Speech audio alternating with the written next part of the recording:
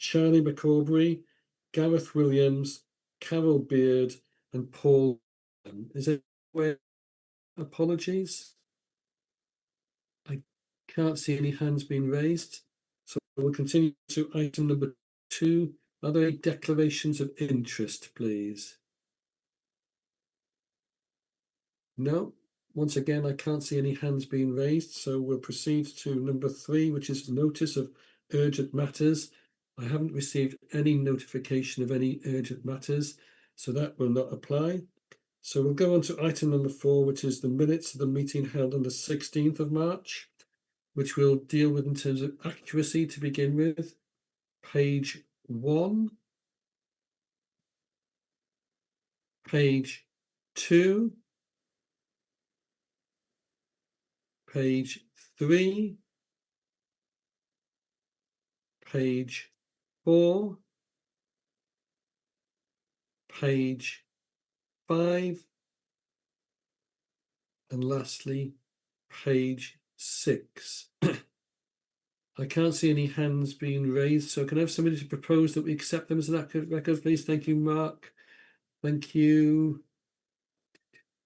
Seconder. Thank you, Anthony. Will you all show that you're in agreement, please? Dear Favar, I've been through the minutes of the last meeting and I can't see that there's anything as chair that I need to update you on. So we'll move on to item number 5, which is the report on the risks and mitigations around the Hub Owen Training Centre project. And I think it's ACFO Justin Evans who's presenting this report. Diolch, Justin. Diolch yn fawr, Cadeirydd. So this paper presents members with an update on the key risks associated with the Hub Owen Training Centre project, the mitigations that we have in place, and the work that we're doing to strengthen the funding position and overall case for investment. The project remains strategically important and a priority for the service. It's intended to address long-standing limitations in our current training estate and to provide a modern, safe and sustainable facility that supports operational competence, firefighter health and wellbeing and wider organisational resilience.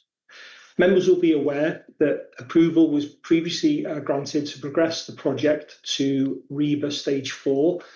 The key issue now is that this stage represents a significant point of commitment. So in practical terms, it begins to lock in the design solutions and associated costs with the centre. And in the absence of secured capital funding for the development of the site, this presents a material risk for the project. This position is therefore being reviewed carefully through our project governance arrangements, not because our strategic need has changed, but because we must ensure that the next steps remain proportionate and are properly controlled. So in response to that risk, the project team are actively exploring funding opportunities across a number of domains. And we're doing so on the basis that a big project like this, of this scale, is unlikely to be funded through a single route. So initial conversations have already taken place with the previous Welsh Government administration, and briefing correspondence has been issued to key stakeholders, setting out the service's wider organisational direction and our plans for the development of this training centre. So those discussions will now be refreshed with the new administration, and there'll be clear emphasis on the ways in which the project aligns with current and emerging policy priorities. So our outline business case that I brought here previously remains live and will continue to development. And that's important because it gives us opportunity to keep working on that case and strengthen it further as new information emerges. Members will know from previous updates that our preferred direction has been for a centralised, purpose-built facility capable of supporting operational, corporate and multi-agency functions, and that remains the position now. So at this stage, there's no compelling argument to materially reduce the scale or ambition of our plans and proposals, but we do need to make sure that the business case is as strong as it can be and is well-rounded before we commit any sort of major commitments and lock those in. We've been having discussions with other Category 1 responders about possible shared use of the site, and alongside that, we've been looking more broadly about how development could contribute to community resilience and social value. So that means considering how the site may not only support our training, but the operational preparedness and wider resilience of other partners within the region. So this includes speaking with local resilience forum and other community stakeholders. The project board has reviewed the current risk profile and key milestones, and as a mitigation, the project delivery team has proposed a short and controlled slowdown of the programme.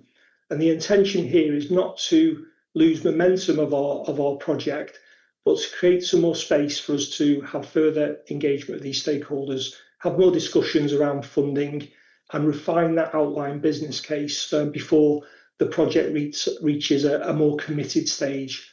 And that's a prudent approach to the current level of uncertainty, and it's consistent with this sort of disciplined, risk-based approach that we've been taking throughout this project. And whilst the outline business case continues to make a compelling case for change, we do need to be realistic that it may not in isolation secure all of the funding that's required from that single source. So for that reason, we're now considering how a blending approach may need to be developed, potentially including grants, perhaps some borrowing or other support from other partners. But members are not being asked to commit to that today. However, I do think it's important that I'm open, and if external funding routes do not fully materialise, options involving support from local authorities may need to be brought back to the table for consideration through budget setting at a later stage. What I can give is assurance that would be all evidence-based and on a proportionate basis with full member scrutiny. And I guess for members that position could be concerning, and I don't want to understate it, but I want to offer assurance that the work is being progressed by a capable team through clear governance and with a very continued focus on managing that risk and protecting the authority's position. So I suppose just to sum up, I would like to sort of remind members this remains an important and necessary project for the service. The risks are real, particularly around funding, but they are understood and they're being actively managed, and we are continuing our work to improve the strength of our proposition before we commit any further. So the recommendations in the paper are therefore simply that members note those current risks and those mitigations, note the proposed adjustments to the programme, and note that at this stage no further funding commitment is being sought. Diolch yn fawr. Thank you, Justin, for that update. Councillor Mark, Mark? Yeah, thank you, Chair, and thank you for this. So we fully understand the project is going to have to happen, isn't it? If you read the reports, these are, the safety of our firefighters for now and moving into the future is absolutely critical. So I guess you've mentioned funding as well, which is a big part of it, and they're linked. So I guess my two questions, and I think we should all understand this, is the plan B, because the report talks about risk of facilities and is a knock-on to the risk of our firefighters, how you manage that short and long term. And we all know the financial pressures of our council authorities in North Wales. So I guess at some point we have to have the decision and the decision to chat and have them grown-up chats with the authorities. And while I understand we're not doing it now, I think we have to agree, because it's going to be, whatever option we take, it's going to be a cost, and we know these pressures there already. And at some point it could become unmanageable for the authorities under financial pressure. So I'm just wondering if them chats have started, should start, and I guess we have to be flexible but open with everyone involved, because I wouldn't want to be going just before their budget setting with a big request. So how are we managing all that? So I'm not saying it's easy, Chair, but I think we need to understand the process for the financial part and keeping our firefighters safe with a plan B. Thank you. Thank you, Councillor Young. There's just, I suppose, a couple of points on that. I suppose in terms of plan B, If you recall, when I brought the originally the strategic outline case and then the outline business case here, I suppose those reports both outline not only a plan B but plan A through F, I guess.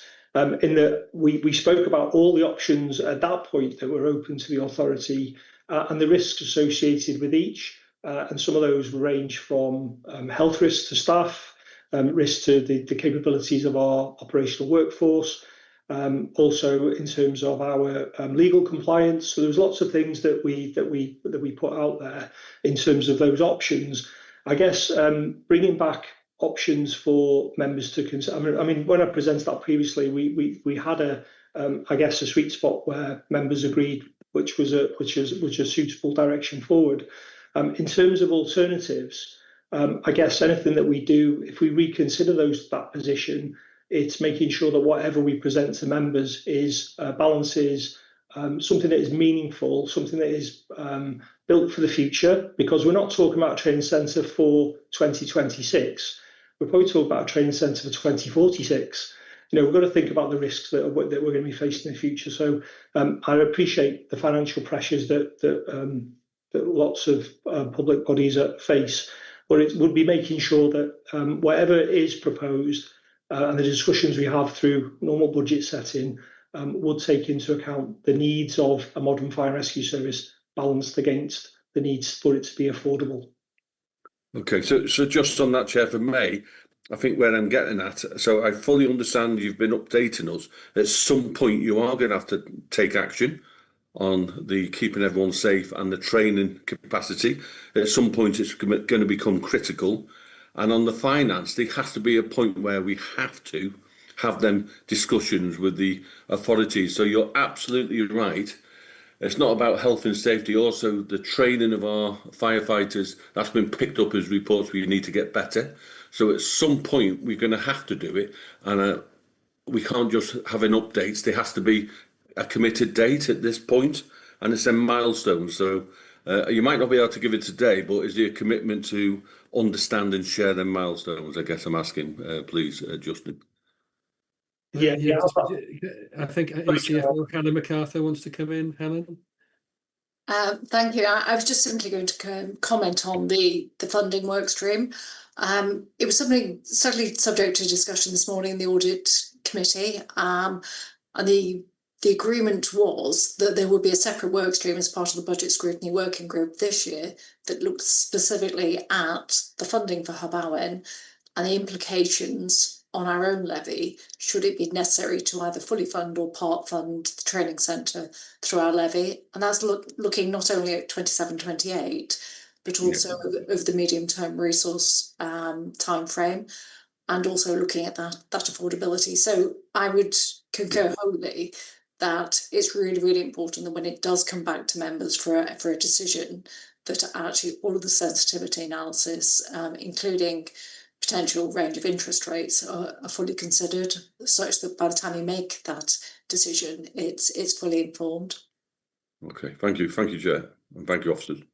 Thank you, Matt. I think you're quite right that ideally we want some milestones in terms of having those discussions, but what's really difficult is in terms of, for instance, external funding from Welsh Government. We don't know if we've got a red light, a green light or an amber light, and until we've got some indication, it makes it very difficult going forward with those discussions. Councillor Rhonda Roberts. Rondo? Yeah, thank you, Chair. Just a couple of questions, really, if Justin can answer them. Going back way back in, when the discussions were around having a training centre or an alternative, were these financial pressures envisaged that far back? Did we know we were going to come down this road? Or be in this position where we are now, what's just been disclosed? And how much have we spent up to now to get us to where we are, please? If with the eventuality that this could fall on its face, and it would be, like you say, plan B, C, D, E or F. Just a couple of queries I've got in my mind now, please, Justin. Yeah, in terms of budget, we still remain within the budget parameters that were set and agreed with the authority at the previous meeting. In terms of a figure that we've spent to date, I'm really sorry. But Recording in in terms of progress. the thing about being reasonably foreseeable, I guess, about the train that we needed, I think our training centre, this is a long-standing issue for us, and I suppose in terms of investment in a training facility, there's probably never going to be a good time for any fire and rescue service or any authority to consider that decision. There's probably always going to be competing pressures in terms of investment. I guess where we are currently is that we think we're in a position of criticality where we need to make this investment, in the short term rather than in the longer term. Time. Councillor Chris Hughes, Chris? So, Scotland up and running, not long until England get their World Cup campaign underway again. Thanks, Chair. So I was a little bit late to the beginning of the report. I just wondered whether there had been an approach to Ambition North Wales to seek a strategic North Wales view from the authorities rather than going to the authorities in terms of specific revenue cases. But I just wondered that because it wasn't clear from the report. Irish wood jumbo sausages 60 in the back. Chief? Yeah. New Japanese milk rolls. Sorry, Chair. I believe somebody's not on mute. Irish chicken curry. Is there? Plus. No. Can we just check? Councillor Rhonda Roberts. Rhonda, is it possibly yourself? Thank you. Thank you. Yes, I just wanted to come in with the approach to Ambition North Wales. Yes, Ant Jones and myself have met with them. We have studied the criteria for funding. I think the amount of private sector investment would be challenging for us to be able to submit a bid, but we are working alongside other partners to see if we can do a combined bid, because that would be a very valuable source of funding for us. Thank you, Chief. Are there Thank any you, more? Chair. Any more questions or comments? I can't see any further hands being raised.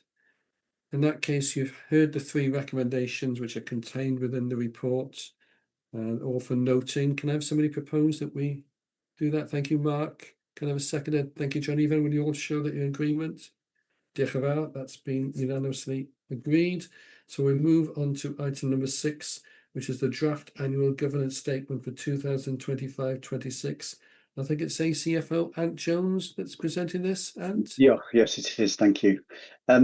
So this report presents the annual draft governance statement for 2025-26. We always look back with this statement, and it provides assurance that the authority continues to maintain effective governance, risk management, and internal control arrangements in accordance with our statutory duties. The preparation and publication of the statement forms part of the authority's responsibilities under the Accounts and Audit Wales regulations of 2014, and reflects principles set out by the CIPFA Solus framework delivering good governance in local government.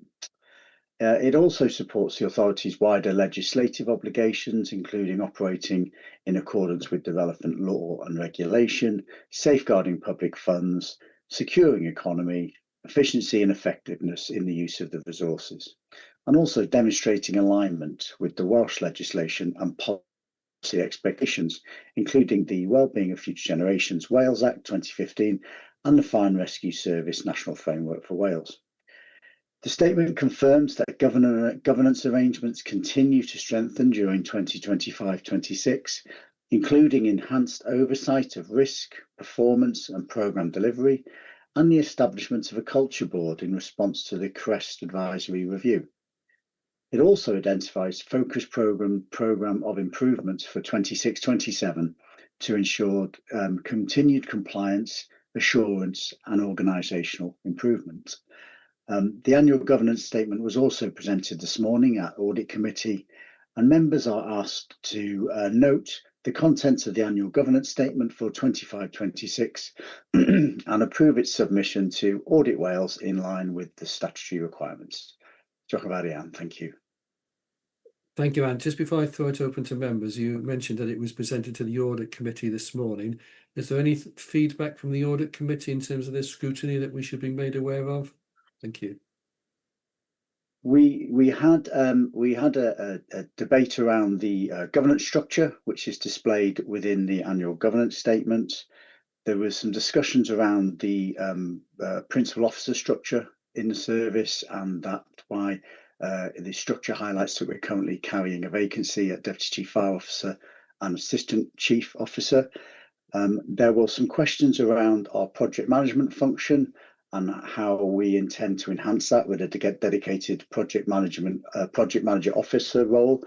And also there were some questions around our performance monitoring and how we intend to try and create the pathway so that our performance monitoring can be viewed externally. So on our outwardly facing website, that's certainly one of the ambitions for the corporate communications team in the coming year. So those were the general sort of areas of debate that the questions were had around the governance statement this morning. Diolch. I'll throw it open to members now for comments and questions.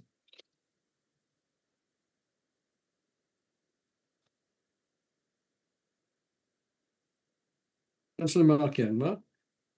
Yeah, thank you, Chair. So the report talks about a positive internal audit opinion, which is really good. It recognises about the statement itself, admits that the programme and project management office needs strengthening. So I just for 26, 27. So I guess it'd be reasonable how that's going to be done. So you've made the statement. Can you just give us a flavour, please, if that's okay, Anthony, on how that's going to happen, please? Thank you. Of course, yeah, happily.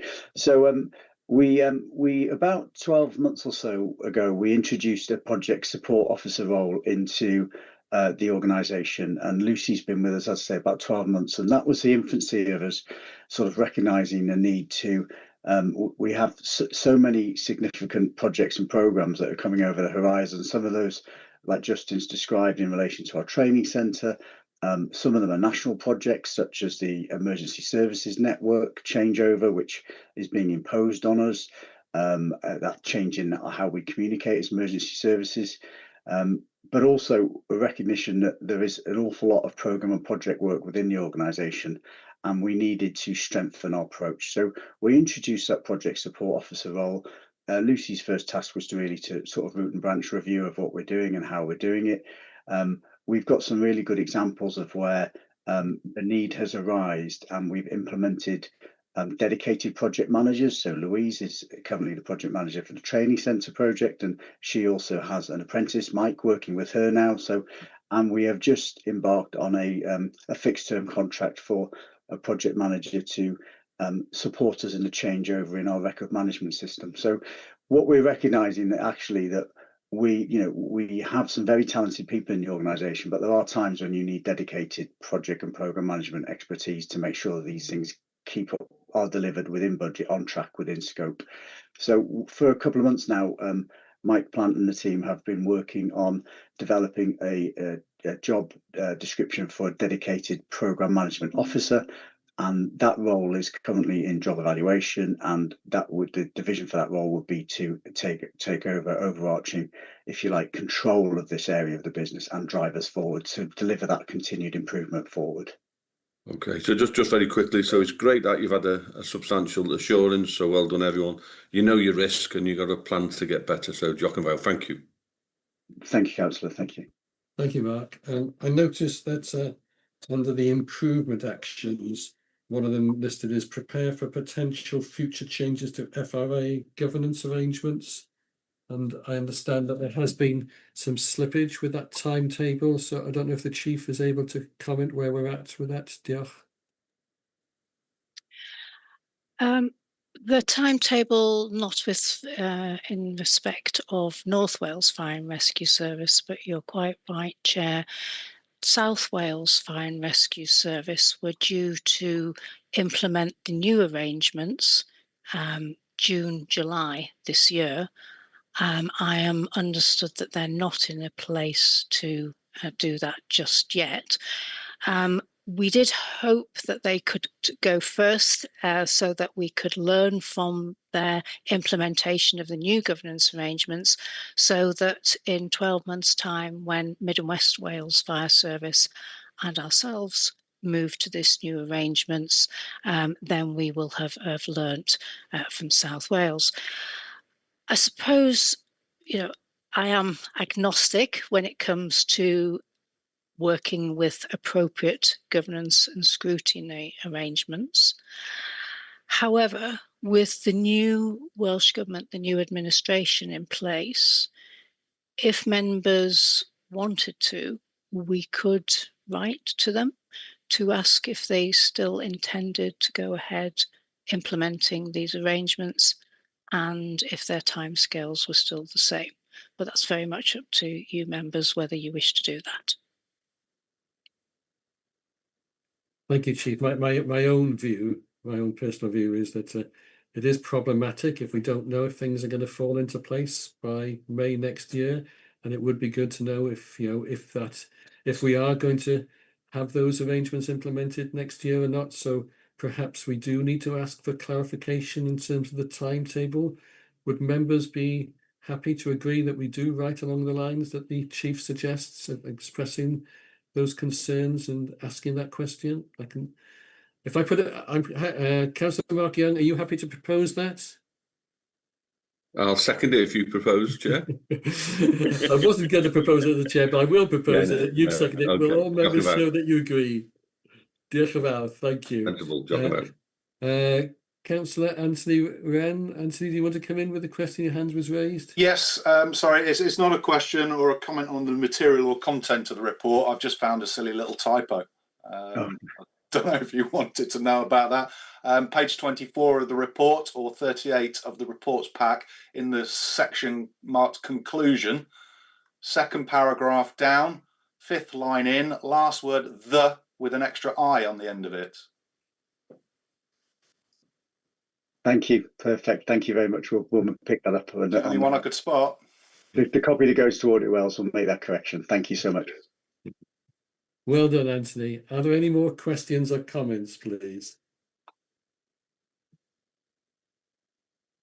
I can't see any hands being raised, so we move to the recommendations, and the recommendations are: it is recommended that members note the content of the annual governance statement for 2025-26, and secondly, approve that the annual governance statement for 2025-26 be provided to Audit Wales in line with the Accounts and Audit Wales Regulations 2014. Can I have a proposer, please? Thank you, Chris. A seconder? Thank you, Mark. Will you all show that you're in agreement? Diolch yn fawr. That's been unanimously passed. So we go on to item number 7, which is the draft annual statement of accounts for 2025-26. And I think it's Elgin Roberts, Head of Finance, who's presenting this. Prynawn da, Elgin? No? Actually, Chair, it's myself. All right, Prynawn da again. Helen, over to you. Diolch yn fawr. I'm really pleased to be able to present the draft statement of accounts for 25-6 for your consideration today. I'm actually slightly nervous. If Councillor Wren has spotted a typo in the annual governance statement, I suspect he's probably been adding up the statement of accounts as well. These were also presented to the Audit Committee this morning, and Audit Wales, our external auditors, were present. Overall, the Audit Committee noted the outturn position and endorsed the draft accounts. And in terms of some of the areas of sensitivity, there was discussion around a number of items, including the remuneration of senior officers' pay, and that will be an area of focus for external audit. The carry forward of capital schemes into 25-6, noting that schemes are being carried forward. The Audit Committee sought assurance that there weren't any issues of governance.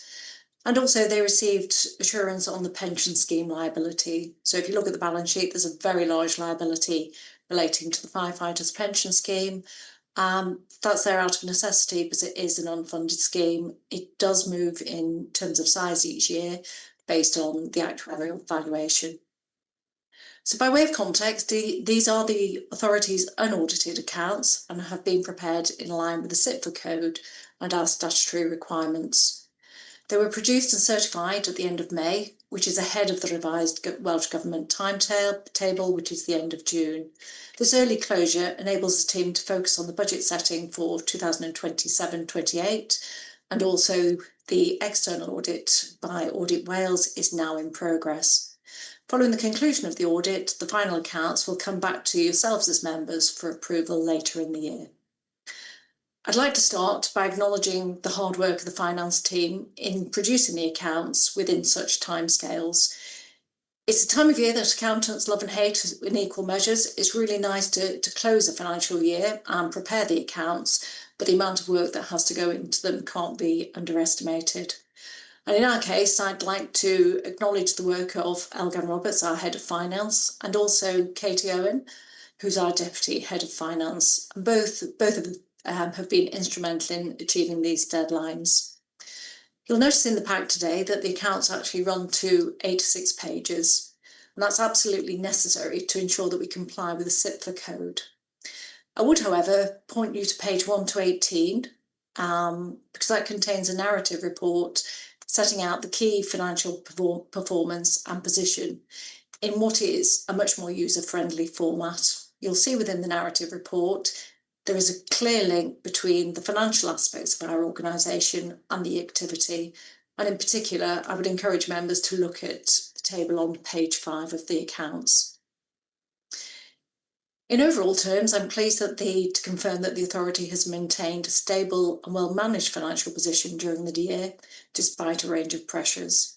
And on the revenue side, we've delivered a small surplus of £121,000, and this is consistent with the detailed forecast that was provided to the Fire Authority in April.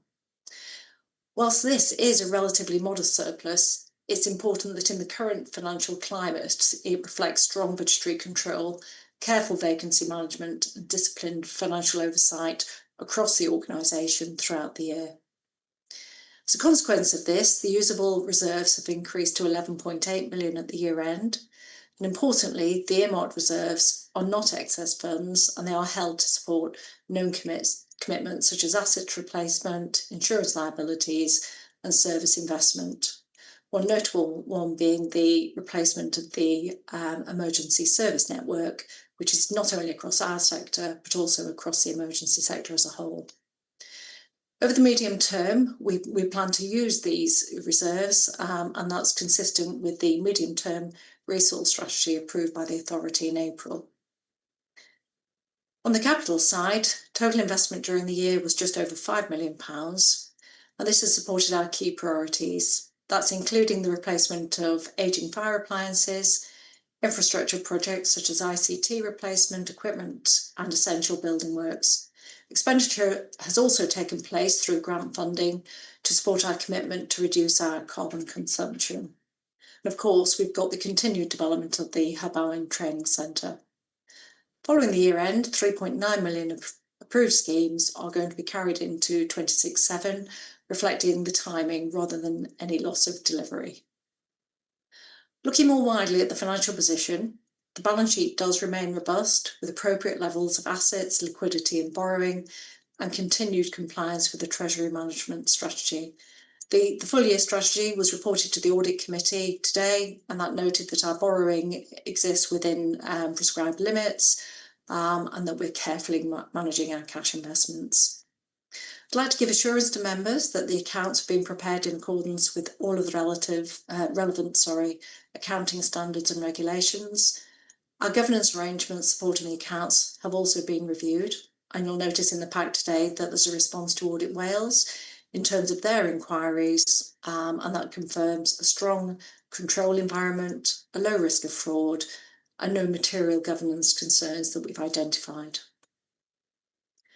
Before concluding, I would like to highlight that although the current position is stable, the forward look does remain challenging.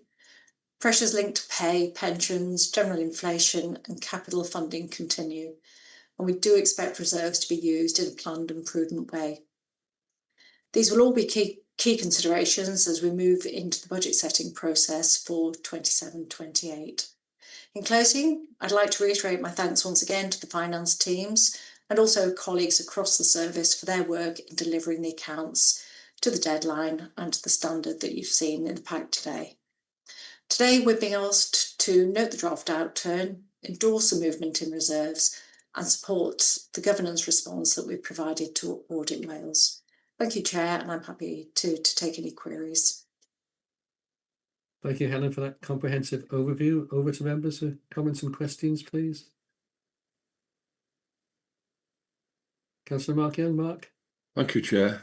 Thank you, Helen. So really good, but you did mention a few challenges, wages, pensions, and we've got the training centre in the background as well. So I'm going to touch on reserves. Are they sufficient, and do we need to look at that for not only picking up the challenges, but maybe contributions we need to make in regard to the training centre, etc. Any thoughts on that, please? Thank you.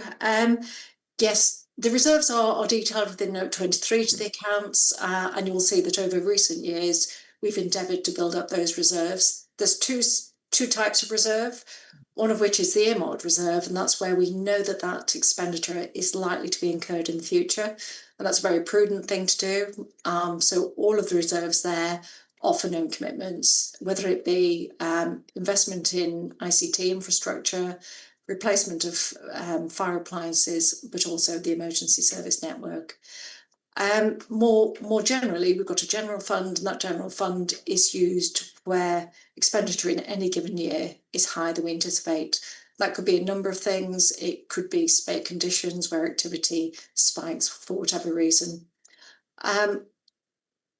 Never say never, but I think the strategy that we've adopted over in more recent years has given us a better buffer than we had, say, 5 or 6 years ago. So those reserves are only as good as the monitoring that we undertake. And what I would say is across the organisation, we have an internal group that meets on a quarterly basis and therefore monitors the budget. So we're better at forecasting the shocks before they happen. So at this moment in time, I'm satisfied that we've established the reserves for reasonable purposes, and we do have a buffer by way of the general fund. I'm cautious in that respect because given that we've got the training centre, it's really, really important that we've got that visibility of our financial reserves over the planning cycle. Okay, thanks for that, Jacobo. Thank you, Chair. Thank you, Helen. And I think I need to sort of draw members' attention to that we need to congratulate Helen and her team for their financial planning stroke forecasting, because in the budget for this year, the pay award was planned at 3.8%. The other two Welsh Fire Services had budgeted for 3.2% and 3.0%. The national employers have made an offer of 3.8% to the FBU, who have recommended approval to members, although they are going to ballot. So, da iawn, Helen, well done. Dafydd, dych chi eisiau dod I fewn? Diolch. Diolch Cadeirydd, ailadrodd eich llongyfarchiadau. Thank you, Mr. Chairman. I'd just like to echo your word of congratulations to you, Helen, for signing the accounts for the first time. I've been doing so for a number of years, and it's very nice to see them being submitted timely and in an organised manner. And I'd also, as Helen has indicated, I'd like to thank Elgan and the finance team for all the work involved in preparing the accounts. I mean, what we see today is just the tip of the iceberg, but it involves a lot of background work. It's good news that we have them this early on. You as a committee today will not be approving them. They have been signed off by Helen. They will be audited and they'll come back to the full authority if the auditors will have completed their work come July, possibly before then, but getting these out of the way early on will enable our finance staff to focus on regulatory matters for the benefit of the service rather than responding to the questions of auditors for months to come. So it would be good to have them back by July, and well done, Helen and Elgan. Thank you so much. David, any other comments or questions from members regarding this report? I can't see any hands being raised, so Councillor Anthony Wren. Anthony? Sorry, one last question to Helen. She was speaking about resilience to shocks. What's your views on the impact of the cost of diesel and petrol and what have you on our fleet going forwards? Because obviously these accounts are up to the 31st of March. Yeah, your thoughts, please. Thank you very much. Twofold, really. Looking backwards, we've been able to manage the shock within the budget. Looking forwards is something that we are carefully managing. Generally, we're moving our car fleet and our what we call our white and grey fleet to either hybrid or full electric. But without a doubt, our fire appliances still remain as diesel.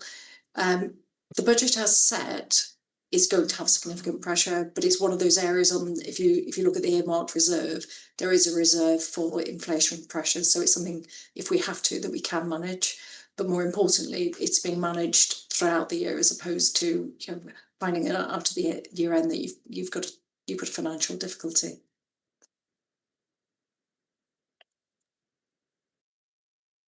Anthony, do you have a supplementary? You okay with that answer? Yeah, good. Thank you. So moving to the recommendations, therefore, so there's 4 recommendations. 1, that we note the unaudited revenue and capital outturn position. Number 2, note the unaudited balance sheet position. Number 3, note and endorse the movement to and from reserves. And 4, endorse the response to Audit Wales in relation to the matters of governance relevant to the statement of accounts. Can I have a proposer, please? Thank you, Mark, and a seconder. Thank you, Anthony. Will you show any agreement? Diolch yn fawr. That's been unanimously passed. So we move on to item number 8, which is the Strategic Risk Register Management for Assurance. And it's Mike Plant, Head of Planning, Performance and Transformation, I think, who's presenting this. Now, Mike. Ond Cadeirydd, diolch am y cyfle I drafod yr adroddiad risg strategol. Thank you for the opportunity to discuss the strategic risk report. Register report. Purpose of the report, we've already discussed risk in a lot of what we've already discussed. The members will be given an update today following recent Strategic Risk Committee meetings as to our risk appetite statement and an overview of the Strategic Risk Register and what risks remain high or very high. So just a little bit of background, the Strategic Risk Register concentrates on known risks that, if they were to come to fruition, could potentially prevent the authority from achieving its planned outcomes or delivering statutory core duties and functions.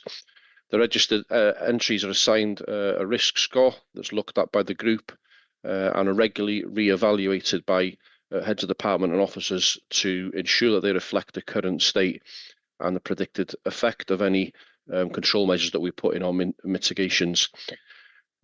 Under this policy, the executive panel receives a summary report on strategic risks at least twice a year, and there's also an opportunity between meetings should they choose to do so, to discuss those risks with the ACFO or myself in more detail should that be the case.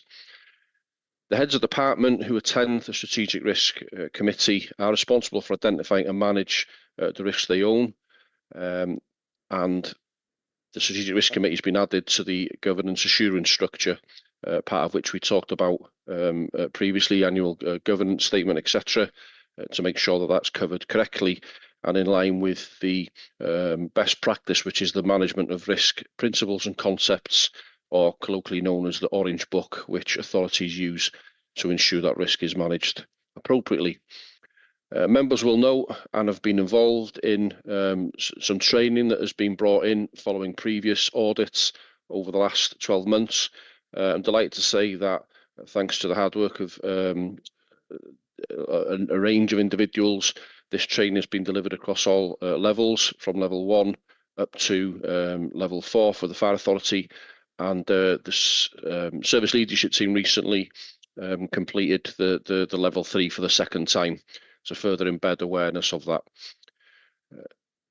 It's fair to say as well that since the last report, that Mersey Internal Audit have come back and had a revisit as to some of the suggestions that they gave us for improvement in the initial audit, and I've been provided assurance that the recommendations delivered continue to be addressed.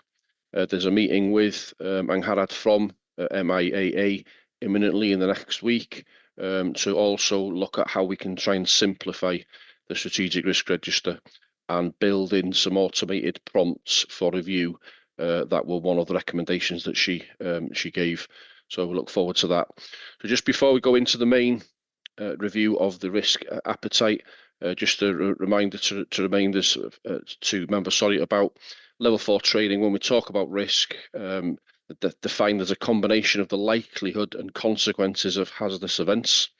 When we talk about the risk, the likelihood of risk in this context is the chance of something happening, maybe described by the probability, frequency, or uncertainty events, and there's certainly lots of uncertainty around the globe as we speak.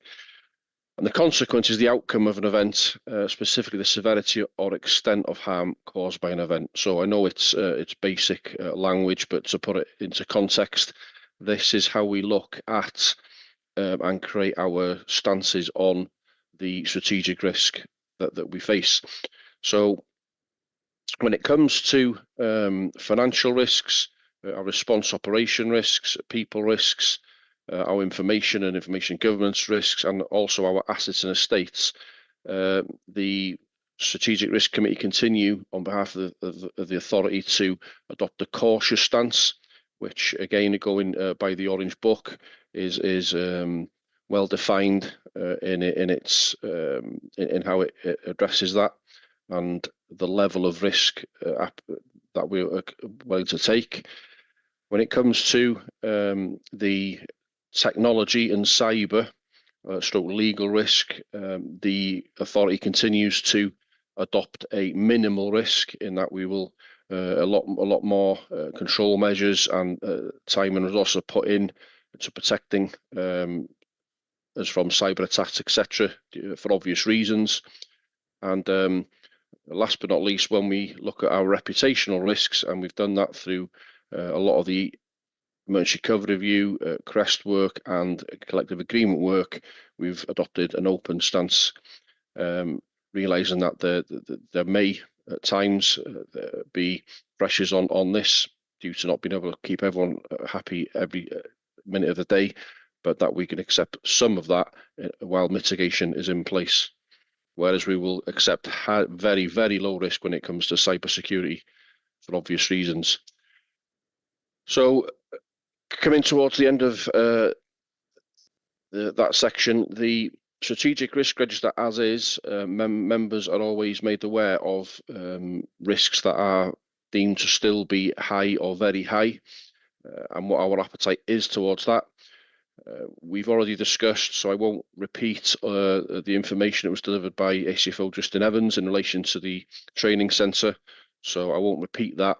However, it still is on our high to very high on our risk register for a number of reasons that we've already discussed. We also still and will continue, by all accounts, to have technology and cyber as a high strategic risk due to the increase in cyber attacks on all sorts of different organisations, local authorities, etc.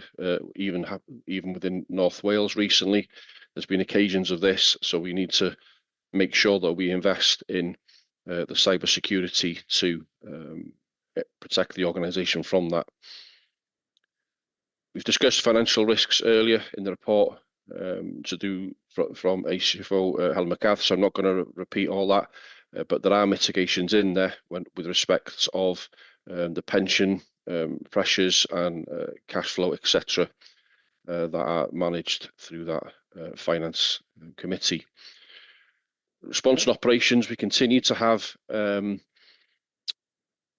risk of not being able to deliver our core statutory duties under the Fire and Rescue Service Act.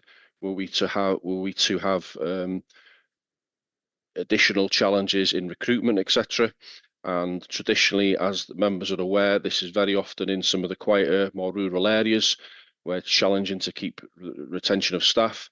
So that risk still sits high on the risk register, although we do have a number of mitigation and control measures in place, such as the collective agreement and all the resources due to recent restructures that have put people in better positions to help speak to employers and to recruit, etc. So, having looked through the risks, we also, for members can be aware that we did have since this report was created, we have had a service leadership team strategic planning day where we looked at a Postello model to look at external and internal pressures that are coming in, to do some horizon scanning and have a chance to have a really good think and a discussion as members of SLT as to what we see coming down the road. Has been captured now and is being put together to present. And there were a couple of risks on that we were aware of, but that have escalated. So we will present that. That will become evident on the next report when we present it to members in the future. So I'd like to thank everybody who's been involved in working on the strategic risk register, the members of the planning, performance and transformation team, as well as all the heads of department who continue to be badgered by myself in the sense of looking at keeping strategic risks to the forefront of our minds to make sure that we're not caught out by anything in order to deliver the best service possible that we can to our communities. So I'd like to thank you for your attention, and I'm more than happy to ask any questions that you may have.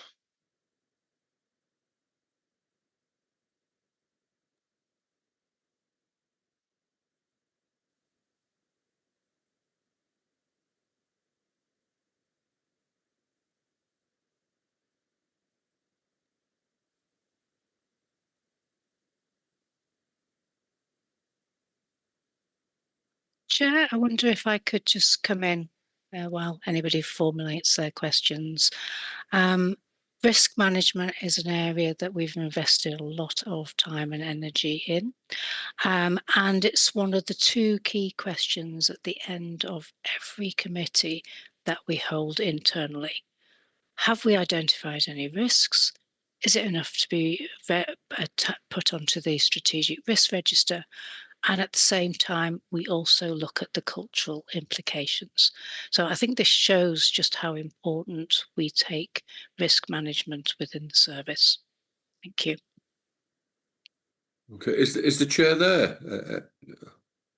Just a question. I've had a No, quick I think he's been disconnected. Okay. Shall I step in very quickly, everyone? I'm not trying to jump in anyone's job. I'm trying to be helpful.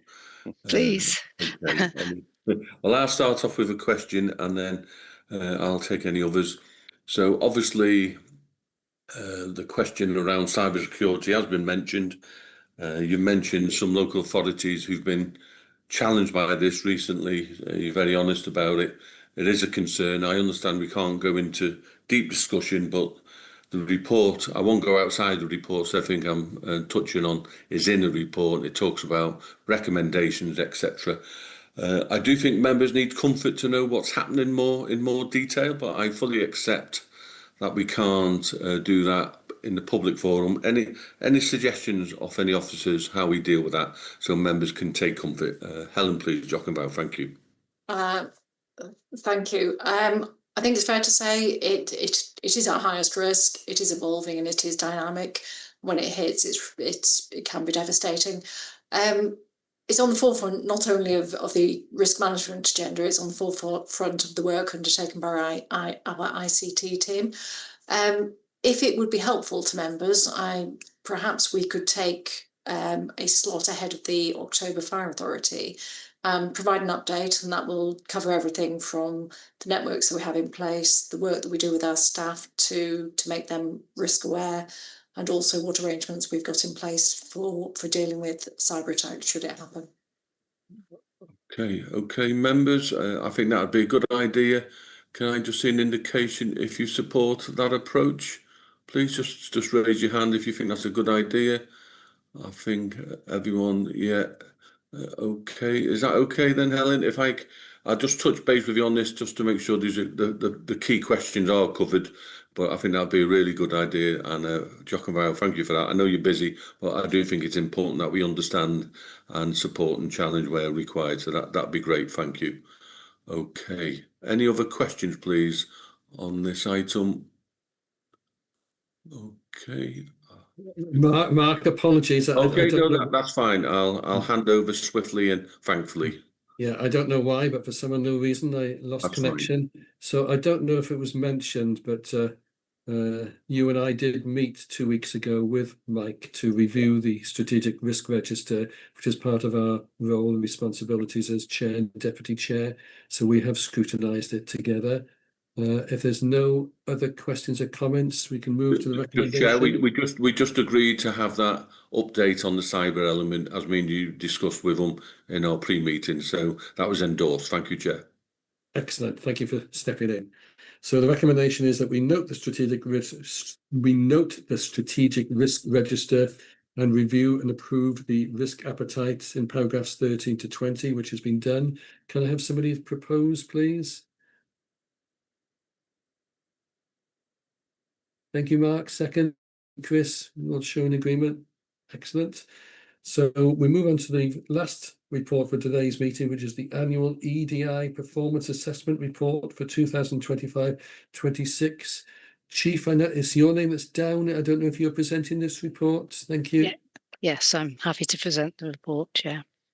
So this report is part of our good governance arrangements that we discussed earlier in the meeting. It tracks progress against our 5-year equality, diversity and inclusion strategy. That strategy was brought to the authority back in 2024, and it links with our community risk management plan. It also fulfills our legal obligations, but more importantly, it upholds our organisational values. That strategy focuses on 4 key aims.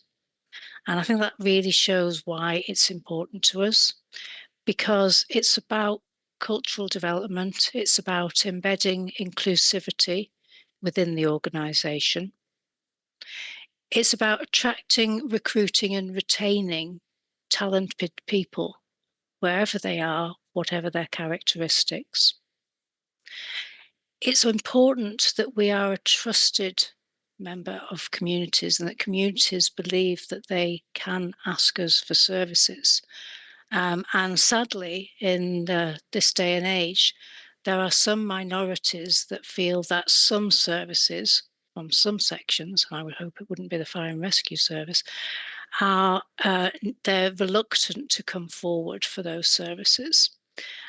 So we need to be seen to be in our communities. We need to continue to build that trust. And we also need to develop effective partnerships. So this report is both a text and a visual representation of the activities that have been undertaken this year to support those 4 aims. And we just make it sort of very clear what it is that we've been doing. And you can see there's a wide range of activities across the whole of North Wales. And I'm sure members are very pleased to see that we are reducing and evolving, reducing the gap between the gender pay gap. I think nationally, that pay gap is 11.2%. And in North Wales Fire and Rescue Service, it has now gone down from 8.29% to 5.27%. So we're seeing improvements as people are encouraged to go for promotion and to go through the organisation. So I'm happy to take any questions or comments that members might have before we move to the recommendations, Chair. Thank you, Chief. And as you say, the report contains details of wide-ranging activities and events, a lot of good practice in the report. So, da iawn. Councillor Anthony Wren. Anthony? Yeah, thank you, Chair. Just regarding the gender pay gap, whilst it's great to have these figures and see the figure is actually reducing, it's never ever going to hit parity, is it, unless we have exactly the same number of males and exactly the same number of females doing exactly the same roles. The fact that all that really matters, should I say, is that if you have a male firefighter and a female firefighter of both the same experience and been serving for the same time, doing the same shift system, they're both getting the same pay. I'm sure that is an assurance you can give. Yes, and I'm glad that you added that extra bit about it's not just having equal number of male and female firefighters, it's ensuring that they are spread throughout the organisation and not clustered at a particular section of the organisation. And I guess what we've seen in the number of women that we've attracted into the organisation, we are now seeing them develop their careers. They are rising, and I think it's probably, well, I would say this, important that there are senior women as role models in this fire and rescue service so that people can see, yes, that we can get to that position, and we need to encourage all talented people to go for promotion and to rise up through the organisation. But you're quite right. It's an ongoing challenge. We'll never actually get there, but we intend to continue. Thank you. Thank you. Any other questions or comments? I can't see any other hands being raised, so we move to the recommendation, which is recommend that the full Fire Rescue Authority approve the publication of the annual EDI report for 2025-26 on the services website. Can I have somebody to propose, please? Thank you, Mark. Thank you, Anthony. Will you all show that you're in agreement? Diolch yn fawr. That's been unanimously passed again. As I mentioned, there's no urgent matters, so that brings the meeting to an end. Thank you, everybody, for your attendance and contributions. Diolch yn fawr. Hwyl fawr. Take care. you all. Diolch yn fawr. Hwyl fawr. Diolch.